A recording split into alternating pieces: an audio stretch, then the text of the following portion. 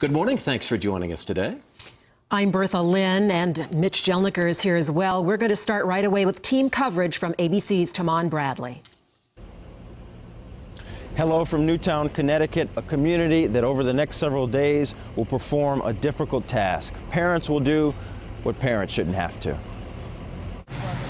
The grieving residents of Newtown, Connecticut are bracing themselves for the first funerals of the innocent victims murdered in last week's elementary school massacre. Noah Posner will be buried this afternoon in Fairfield. Noah celebrated his 6th birthday with his twin sister last month. She survived the shooting rampage.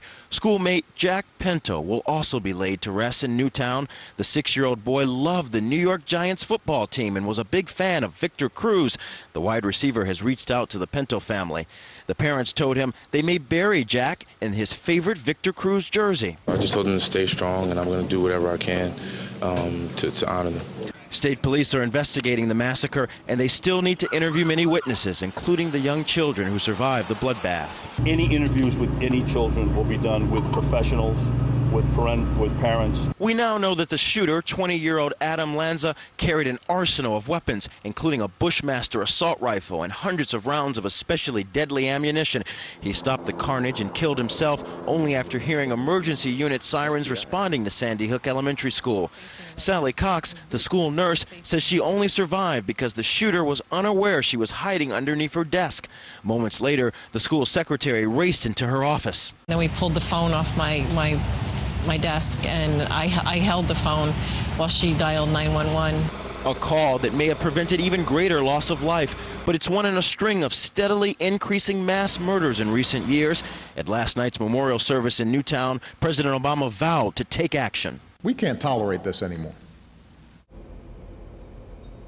President Obama also told this community he'll use the powers of his office to make sure another massacre like this never happens again. Reporting live in Newtown, Connecticut, Tamon Bradley, ABC News.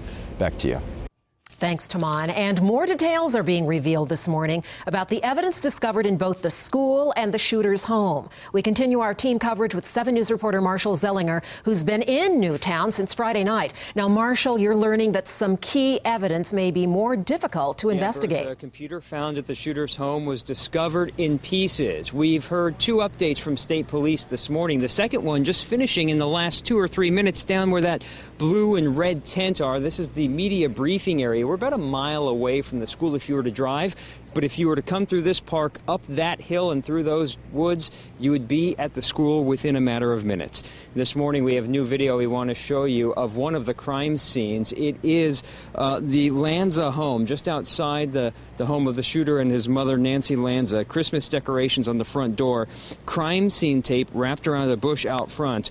We know police are still at the home, just as they are inside Sandy Hook Elementary. We know investigators will continue to be inside both 24 hours a day. Police may not be done inside the school for months.